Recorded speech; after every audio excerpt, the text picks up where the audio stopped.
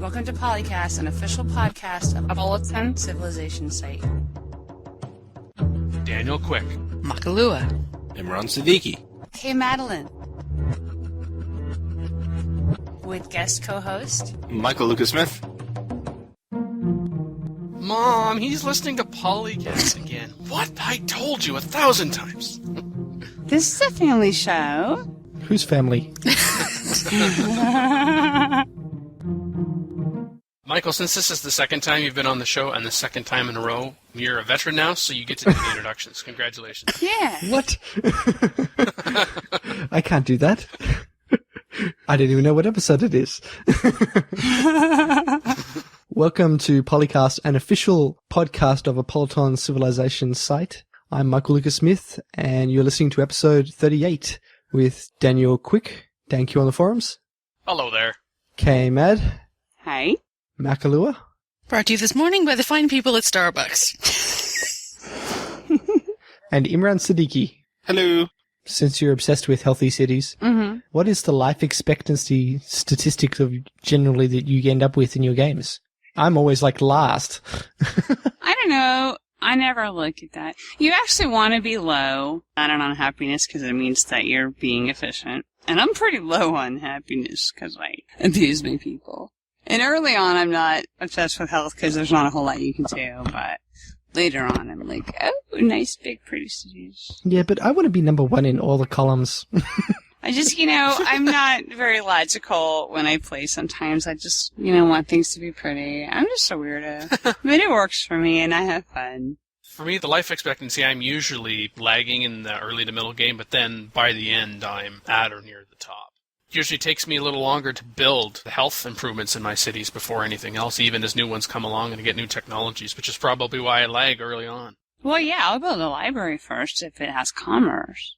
I actually don't know what my life expectancy is because I don't pay attention to that. I just don't like the toxic fumes coming out. It's ugly, and you can see it from outside. And you see, Michael, that's why Kelly is a regular co-host and you're only a guest because she gives better answers. Well, I'm regularly scheduled. I don't know that I'm regular. I'm a little bit... But as a guest, I can get away with more stuff. And pointing out the obvious, that's another point deducted. And... Damn. I believe KMad would like to give us a few words on sweater vests. No, that's okay. Do you ever get the distinct feeling you're missing something? I could crochet one if we want to have a contest. I could crochet one for somebody. As Merck says, vests protect you from things. Bulletproof vests protect you from bullets. Life vests protect you from drowning, and sweater vests protect you from pretty girls. That was a good line.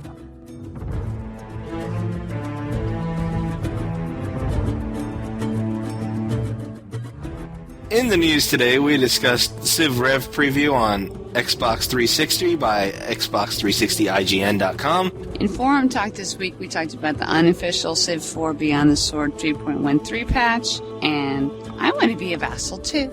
Wouldn't you like to be a vassal too? I did that in an earlier episode. In the Senate this week, we talked about tech whoring, and oh yes, I said tech whoring. Whether you should be building Harbours, and whether you should build Harbours everywhere, and also about interesting type of comparison game using a thief economy. On the Research Lab, we looked at natural wonders. And prompted by a listener's suggestion, the theater is reborn with a new purpose. Michael and I share recent Civilization 4 gameplay experiences.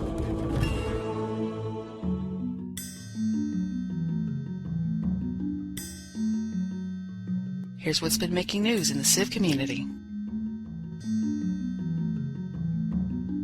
I'm going to attempt to introduce news. Civilization Revolution's preview on Xbox 360. Wow. I didn't say you could introduce the news topics, but... Well, Dan loves to talk about Civ Revolution, so... Ew, he's talking about Dan's Precious.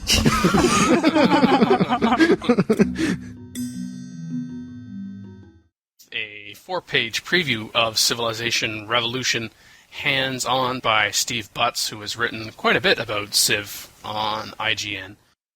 Does anyone else see the kind of comparison between Civ Rev on Xbox 360 and Spore? They've both got this kind of warped, angular perspective of the world. I like it. But it's almost like Will Wright versus Sid Meier.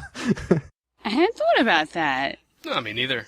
Who can get the perspective out first? You can kind of see it now that you mention it. I think it looks cool, but yeah, it's definitely similar. Yeah. It is actual 3D, but between the normal moving the camera around all the time 3D and the old school kind of isometric views. They said they weren't going to bring out Civ Rev for PC, didn't they? I think they pretty much said no. It's a shame, because I want to play it, and I don't want to buy an Xbox 360 to play it. Then you can buy a DS. Actually, as a programmer, I can really appreciate where they talk about how they've got the same game engine running on all the platforms, and then the user interface is the bit they wrote for each platform. I can really appreciate that. I think that's really cool. It saved them a lot of work. But it still doesn't give me my PC version. Instead of having to program it X different times, it just to program it once and then do a little rewrite the interface. Not that that's simple, but it's a lot less complex than rewriting the whole thing. And it's better also for consistency from one platform to another. Yeah, so you don't have completely and totally different interfaces on even tiles and look on everything. Is like, is this the same two games? Or is this one game? Wait, what? We learned some information about some of the civilization's unique abilities, such as Germany's ability to instantly upgrade units as new technology becomes available, which reminds me of Rise of Nations instantly. We learned that Catherine the Great is a hottie. The Aztecs' ability to automatically heal even when in enemy territory, or the Chinese power is that the people are never less than unhappy, which is wow. And I know some people will be like, well, this is too powerful, this is extreme. Well, that's kind of the point, helping towards games going faster, except that, as this author notes, he found it difficult to try to choose which civilization he wanted to play because all of the bonuses sounded really good. I do like the Zulu one, where you get like 3-to-1 advantage with your military tech. That's crazy. Otherwise, the combat design is that a unit will automatically win the fight if the odds are at least 7-to-1 in their favor, but yeah, the Zulus is 3-to-1. That, wow. Yeah, that might make us builders think harder about going to war, huh? Yeah, well, keeping up with the tech so that you can defend.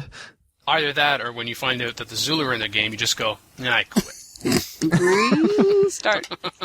Well, you could, smooth them over with diplomacy so you don't have to go to war with them. Yeah, I wonder if they'll actually use that.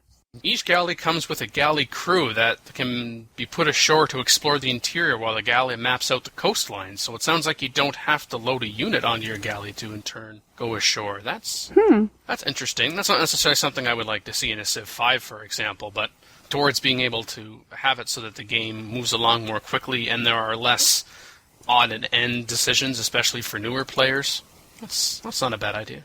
What happens if they die? The galley can't get home. Yeah, this is the ship stranded. Just stuck there for 1,000 years. Well, how does the ship steer to go explore if their crew is... Maybe it's just part of the crew. Okay. Yeah, I don't know. Oh, veteran Civ players should note that hills also have an offensive value. Well, they ought to. That's cool. Come on, archer volley launch from the top of the hill? It's going to hurt. I saw Star Wars 3, and having the high ground means you always win. Of course, you're also a better target up there, but... George Lucas, if you would like to sponsor the show. No. Don't get him near the show. If you would like to sue the show. Now that he'd do. So I guess a tank is more than 7-to-1 odds versus a spearman. So it would automatically win. Unless it's a Zulu spearman.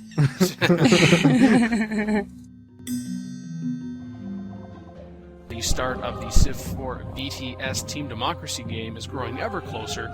General game setting and rule discussions are ongoing as of this recording. A half-dozen teams with over 50 members are set to enter the fray already. For more on the Tri-League and Team DG, log on to apolyton.net/forums.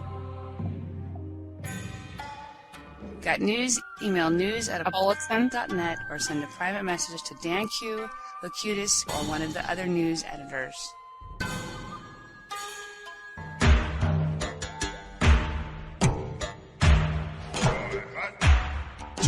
This is Forum Talk, where we investigate hot Civ issues in the forums.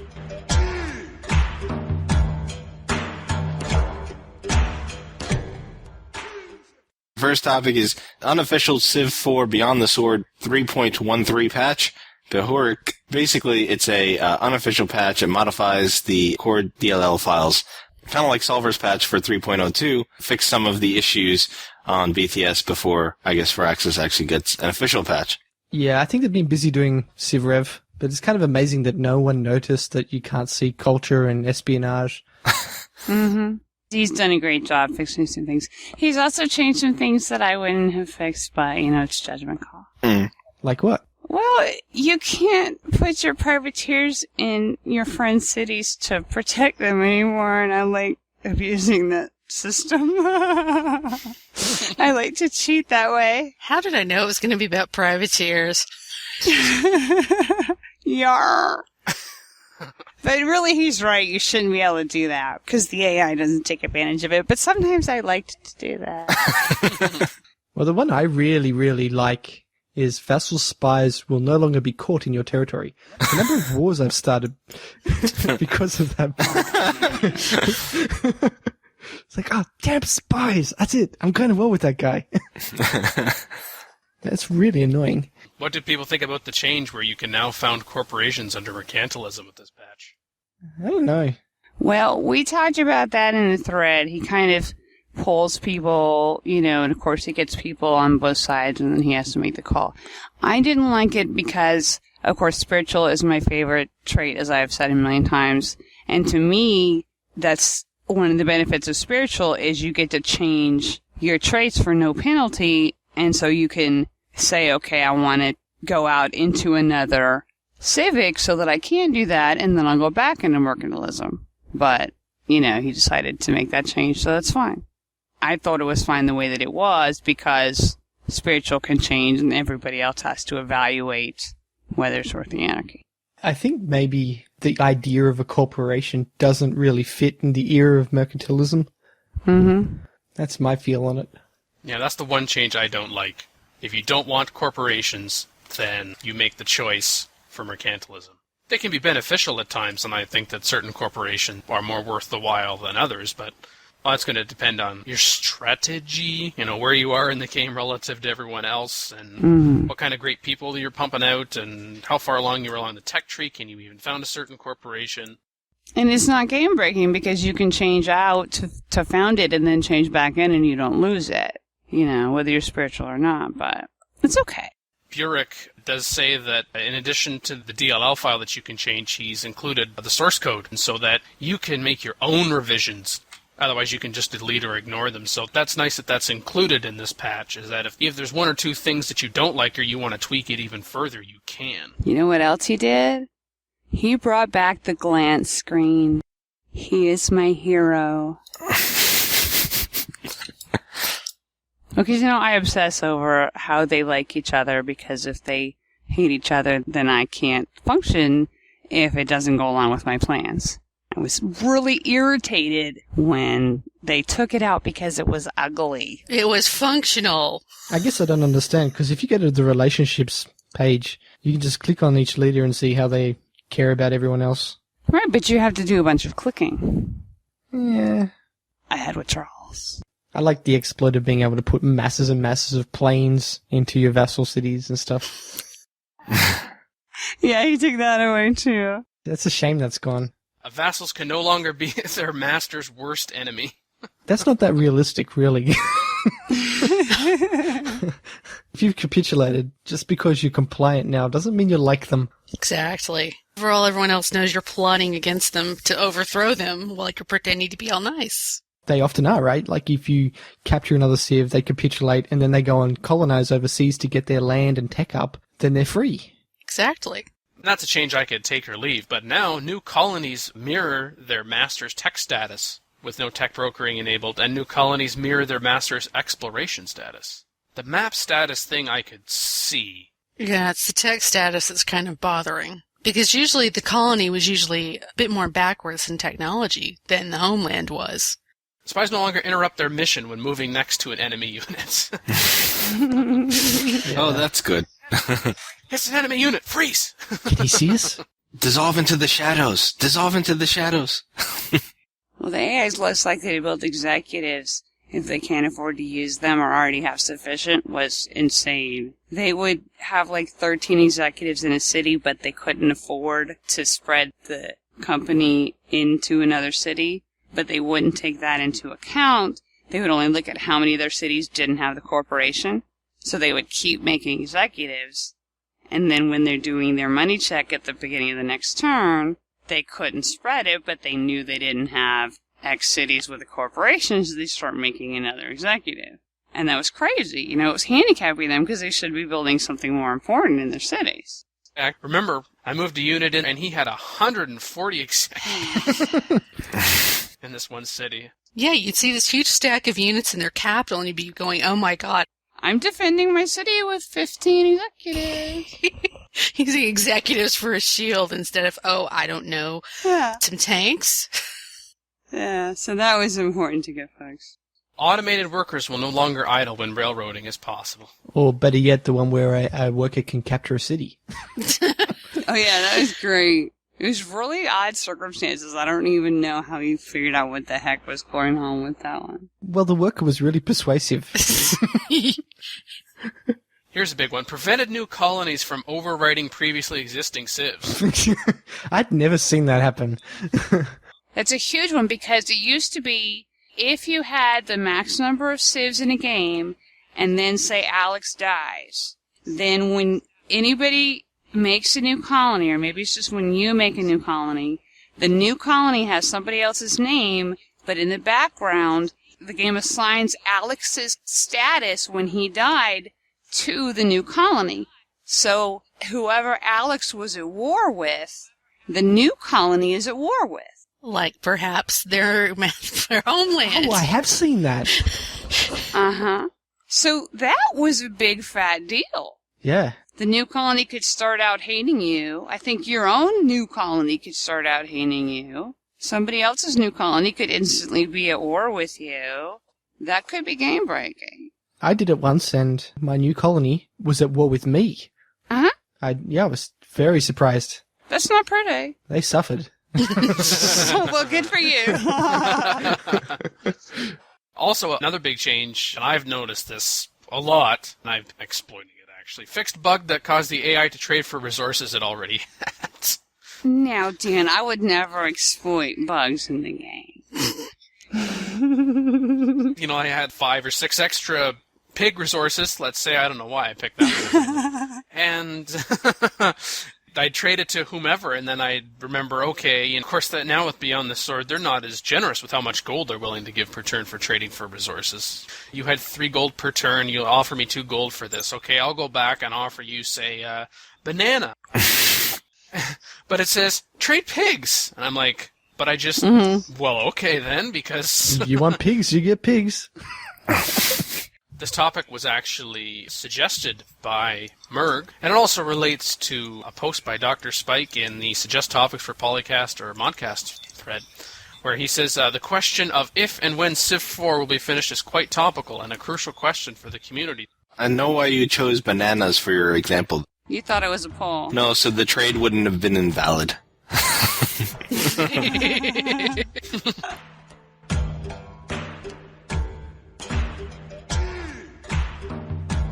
I want to be a vassal too. Azaman333 said he wishes that the AI would be able to vassalize him. All of you guys just want Catherine or Boudica to vassalize you. I just don't get what that's about. Spank me. Spank me. You know, they say it's a bit of an exploit because the AI will give you all its techs. I don't think that's true, because when somebody becomes my vassal, I don't immediately just give them all my tech. Michael, you're not an AI. How do you know? You're a programmer, but I don't think you're an AI. I mean, you're from Australia. That's not what the A stands for, is it? You're an Australian intelligence, but you're not stuck with programming logic, are you? You can think for yourself, I think. So why would the AI just give all the text to its vassals? Is that what it does when it vassalizes another computer? No, I've seen them not do that. Because they go on about, oh, this is no good, it's a big exploit. I don't think it is. I've definitely seen them not give all their tax to their vassal. I've seen them not give all their resources to the vassal, but I have seen them be very generous with their vassals, too. Which you need, because you sucked. You sucked so bad you became a vassal, so you need help. As this Best J.E. said, sometimes it is sensible to vassalize in certain situations because you could still go for a space or a culture or a diplomatic victory, and if you vassaled yourself to a larger civ, you can be defended that way. And getting fat says, I don't think one should win a diplomatic victory as a vassal. Diplomacy is an extension of power in reality, and as much as we've talked about realism not necessarily making good gameplay, I like in one sense the idea that you can't win a diplomatic victory as a vassal, except now are we going to give certain restrictions to other victories as well? I just wonder if that's a slippery slope. I think some of these people want to do this because they want a partnership with the AI, but when you work at it well, you can get permanent alliances. I had WinCon try to be my vassal in a game that I was playing to be silly, some challenge that somebody set up on CFC. A one-city challenge game where you're supposed to not trade with the AI at all to make them like you and try to get up to space. So you weren't allowed to do any trades with them at all. But because of favorite civics, he ended up liking me anyway. And he kept begging to be my vassal, even though I had rigged it to be always peace and no barbarians. And he kept phrasing it as, mighty KMad, please protect us. And that just cracked me up. So I was like, dude, I haven't done anything to try to be your friend, but you love me and want to be my vassal. But I told him no, because I wasn't allowed to do any trades with him. Oh. Well, but, they're just set up so that they want to do it. But, I didn't have much power, but I had so much of a tech lead above him that was enough power, even though I had one city and not very many units. I was on a low level. Insert She's So High by Tal Bachman here.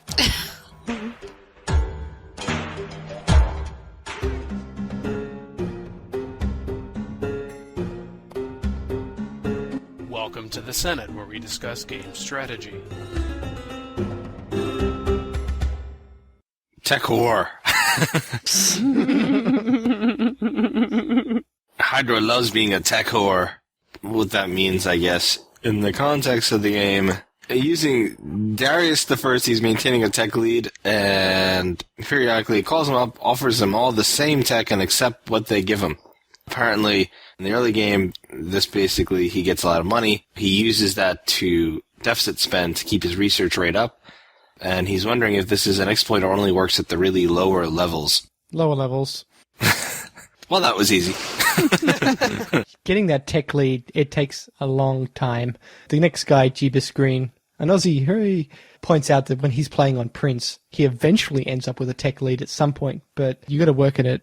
The counterintuitive thing is that it's much, much easier to get a lot of cash out of the AIs if you're playing at one of the very highest levels.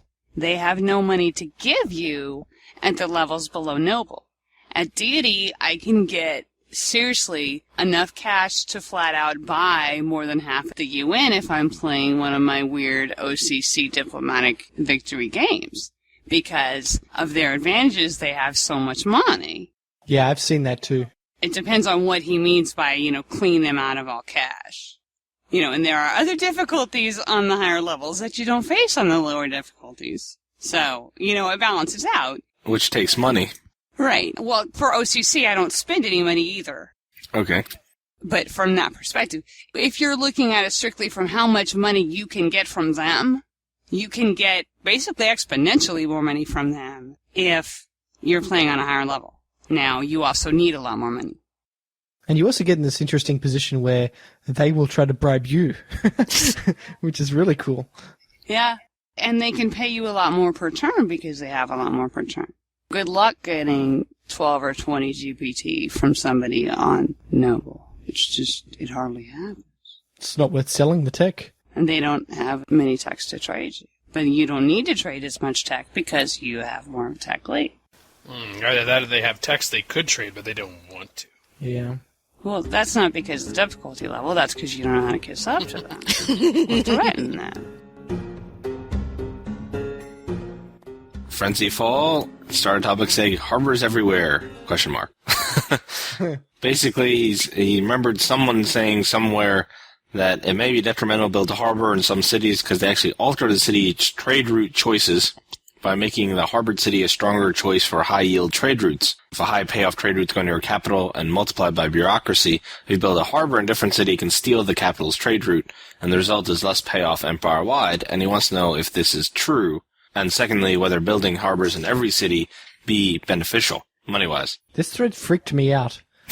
Totally ruined my game, because suddenly I was like, should I build the harbor or not?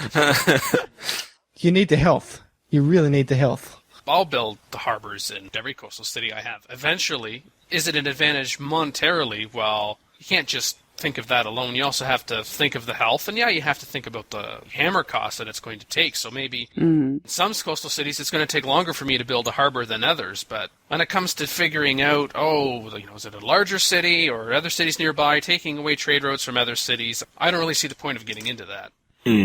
Actually, someone later on in the thread does the math, and it evens out anyway. You get an advantage even if you do put harbors everywhere. Blake actually comes and says, you generally get the same amount of benefit from building harbors in the best cities as you do in building harbors in all cities. So he says, obviously it makes sense to only build harbors in the best cities and save a lot of hammers, but of course there's the health benefit as well. I can't stand the toxic fumes of our unhealthy cities. I used to build them more when custom houses weren't international only. Because you need one before you need a customs house. Now if I'm going to have Sid Sushi, oftentimes my cities will be bigger at the end than the AI cities because of my obsession with health and not having green and healthy faces. Now, I'm serious, because I'll get Sid Sushi and not make the city unhealthy if at all possible. And your trade routes in the city partly depend on population, so a lot of my cities will be trading with myself because that'll be a better trade route than with them. So again, to me, it's not if you're going to build harbors in all your cities, but when, and it'll vary from city to city. They played this really cool game, the Thief Economy, where they weren't allowed to research their own technology after they had Alphabet. And they had to steal all of their technology. So they were really focused on getting lots of espionage points, lots of spies, and basically stealing from as many other civs as possible. But they discovered some really interesting stuff. Like, after a while, they got ahead in the tech. They were always at the top. So they had to share tech, give it away to other civilizations just to keep the other civilizations from stalling in their tech research. And their victory condition was the space race. So they had to get all the techs to do the space race and then win the space race. And they weren't allowed to research the techs themselves. But one civ would have one tech and another one would have another one, and then they'd have to give Hattie a tech they got from somebody else to prevent her from researching it herself, so that hopefully she would research something else that nobody had, so that they would end up getting all of the space race techs. And they ended up finding out that using espionage to steal technologies is actually cheaper than doing research. It's like 25% cheaper in the long run.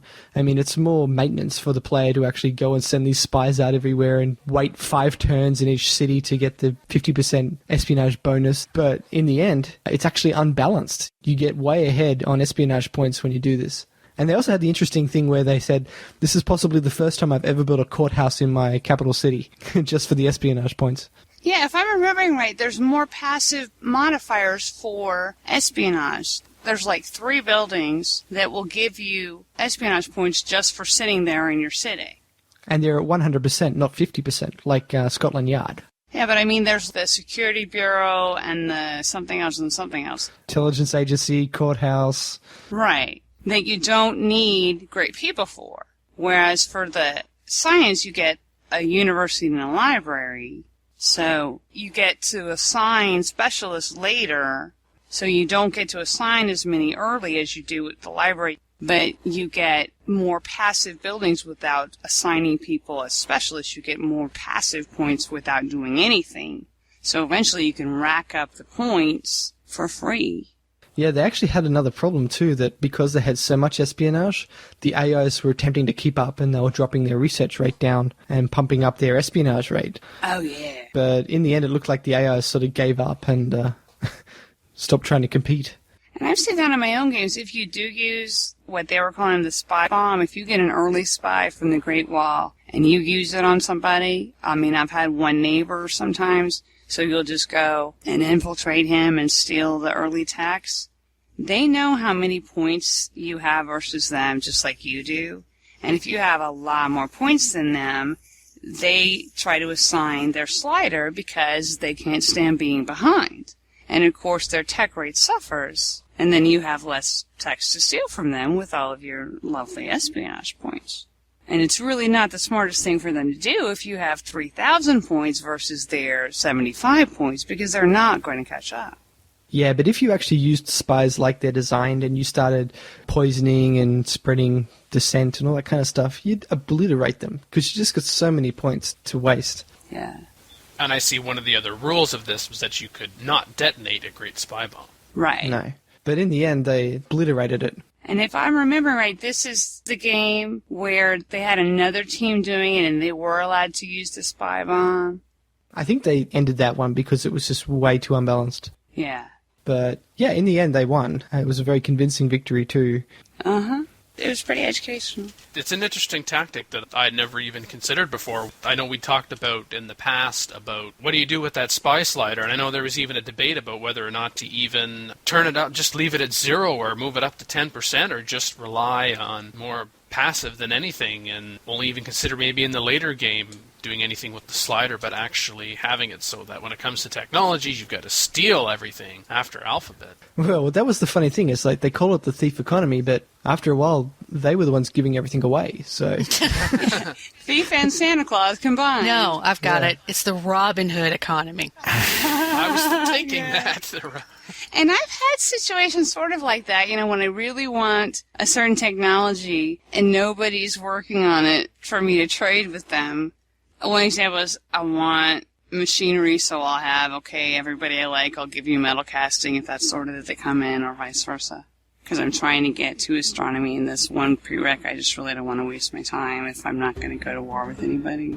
Because you don't want them to spend their time researching it if you're not in danger of going to war with them. And I see this as a bit of an older thread, but still a goodie. Very well illustrated with screenshots. yeah, it's actually a pretty good read. It's almost like reading a novel. I got addicted to it over several nights. There's a good way for competitive play and to have other people give you advice. That's the Apolyton University. And we would find that where? Jeez. Apolyton.net/forums. Really? Wow. How could I figure that out from Apolyton University? I don't know. Sometimes I wonder.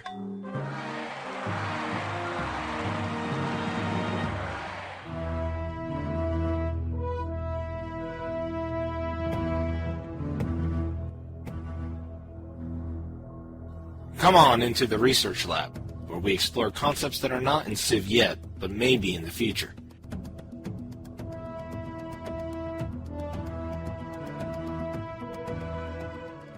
Barack wanted to say it wouldn't it be nice if they could find, not build, natural wonders on the map like Grand Canyon, Victoria Falls, blah blah blah blah, sort of like a synopsis and expo says, like the unique features in Smack.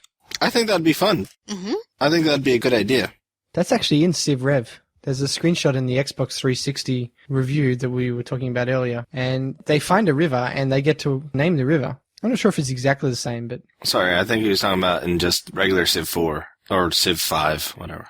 Yeah, no, but it'll be in Civ 5 if it's in Civ Rev, maybe.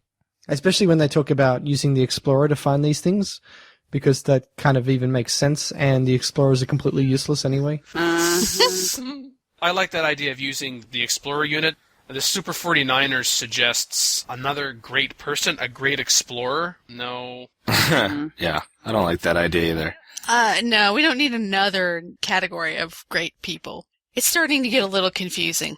Yeah, but someone rightly points out that a lot of the great explorers are actually great merchants for some reason. So, there aren't really that many great merchants in real history. They're all great explorers. Yeah, usually the reason they explored was for, merchant purposes. Money. No way. But why do you need a great explorer for anyway? Just have the things on the map. Well, they were talking about, like, you got, say, a mountain, and then you send the explorer to the mountain, and they might find some unique feature on the mountain. So they sort of work the tile to try and discover something. Because you remember a tile is representative of a very large amount of space. So you can't just immediately see some ridiculously big feature there, really. Yeah, someone suggested they act like goody huts, for example. I don't agree with that sort of idea that should be revealed later. I think they should just be there, like in Smack. I mean, it's kind of hard to be like, well, this tile that your warriors have gone through, they never really noticed the Grand Canyon. But the explorer ended up finding it. Why are all our people dying and falling off the side of this cliff? Oh. The Bermuda Triangle. Why are our ships disappearing? But some of the great events actually do this, though. So you get like a great event where they discover that this mountain is important, or this river is important, or there's some exotic parrots here and stuff like that. So it is sort of there. Did anyone have a look at the thread starter Brock's suggestions for what these natural wonders could be, which I agreed with some subsequent posts, which is that they were way too powerful. Like the Niagara River and stuff like that. Well, plus 10 food. I mean, come on. And then go obsolete with corporations. Don't cut me off from 5 people. Some of these are ridiculous. In Smack, you had maybe each of the tiles of whatever it was have an extra food or something like that, you know? That would be the Monsoon Jungle. I love my Monsoon Jungle. That's great. Fair cities. Yeah, whatever. No. I'm saying, like, some of these are mega effects, like plus 25 population, plus 10 food, plus 5 this and that and other things. And it's like, that's a bit strong. That's like, you win if you get that.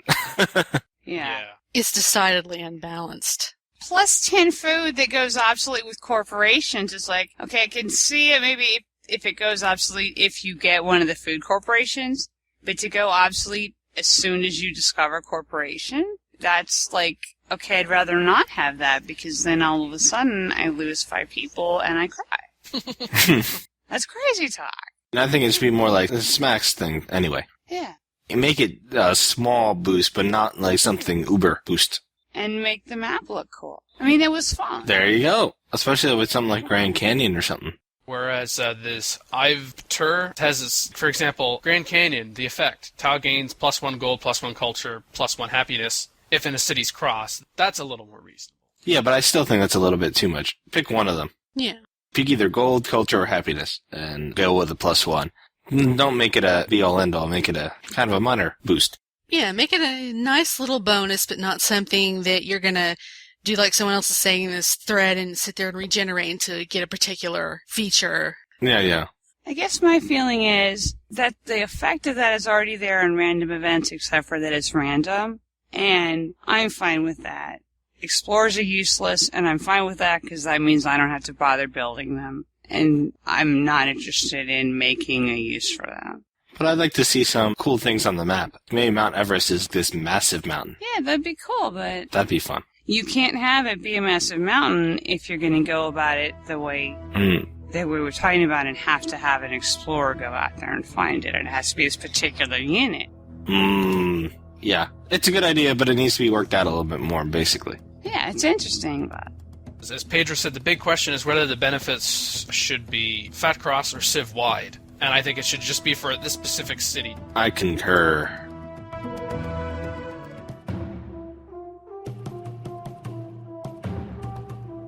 Be seated in the theater where co-hosts share their gameplay experiences.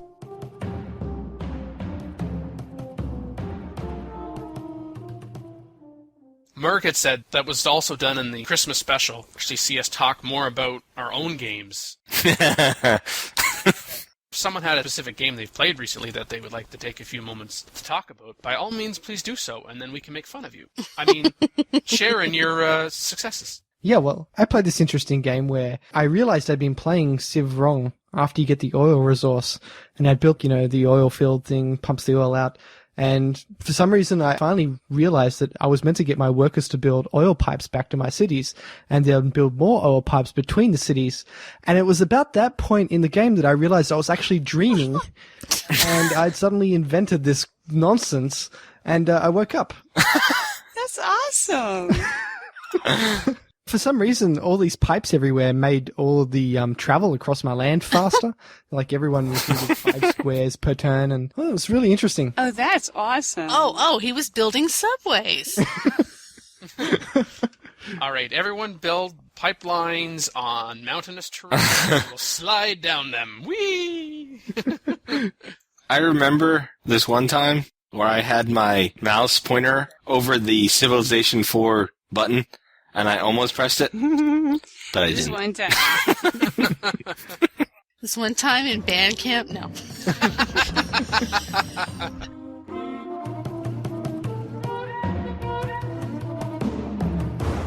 I had this one game recently. I only had about 5 cities. It was a standard size map, and it was pretty well all landmass with a few lakes.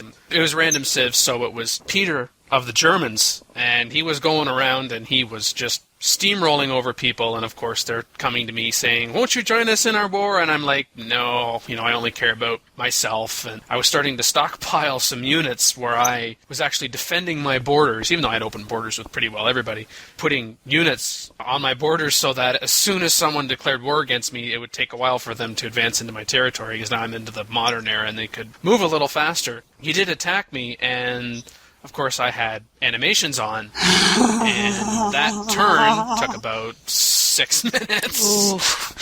Just sitting there. I eventually just started wiping out his cities, and eventually when I was done, half of the map was empty because I just absolutely razed everything. In the end, Peter, even though I had like minus 34 or something, that was on noble level, that was not on pre-settler. Go you! He would not contact me just to save his own skin. He just said, okay, I'll talk to you when he had like a few cities left. And I said, okay, peace with you, but you give me one of your 3 remaining cities. And he's like, ha, never. I'm like, okay. Fine, I'll take it. Mm-hmm. We are a stubborn son of a...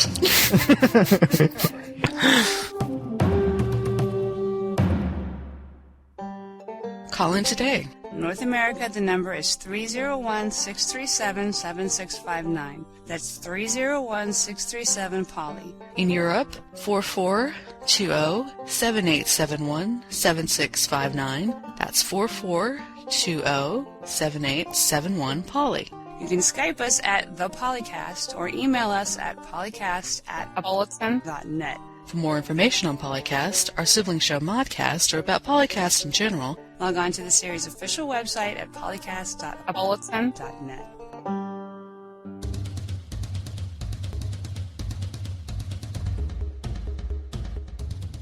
I enjoy doing podcasts because I do my own podcast with some friends. It really doesn't fit with the Civ crowd, but we do talk about Civ occasionally. It's called Industry Misinterpretations, and it's about the technology industry from programmers' perspectives. Oh, that sounds cool. They have class in Australia. Just Australian intelligence, AI. Comes from a land down under. No singing. Imran, yes, thank you. That applies to you too. No singing. Oh, we have an opening, Imran. They didn't ban rapping. Yo, yo, yo, what's up? Hey. All forms of singing, beat poetry, rapping. What about Gregorian chants? Only if you do them. Me? Yes, you. Awesome. I've got exemption. You see, you have an accent. We'll try to listen to one of yours, and then we'll decide.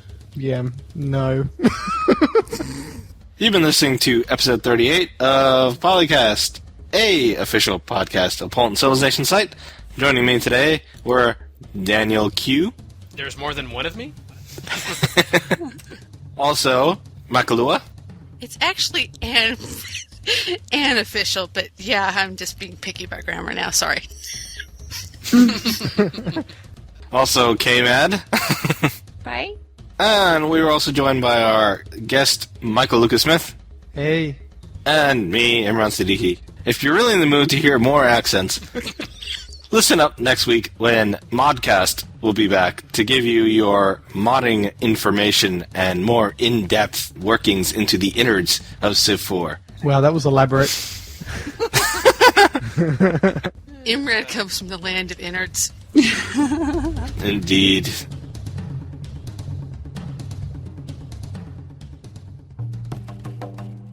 Let's give this a go. No, that doesn't work. By funny, I meant you. No. It's a family show.